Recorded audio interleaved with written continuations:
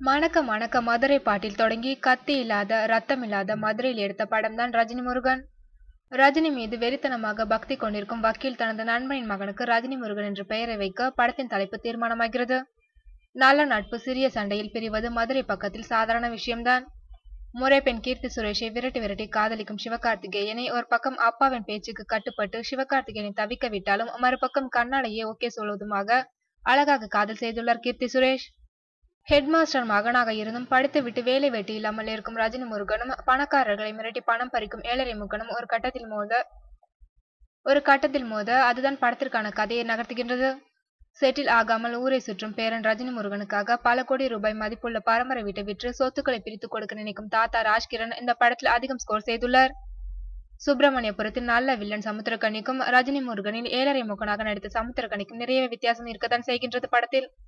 ரத்தம் சொட்ட சொட்ட சிவகார்த்திகேயன் ராஜ்கிரண் கோஷ்டிடம் அடி வாங்கியும் அசால்ட்டாக செல்போனில் பேசிக்கொண்டு செல்வதுமாக அசத்தியுள்ளார் சமுத்திரக்கனி.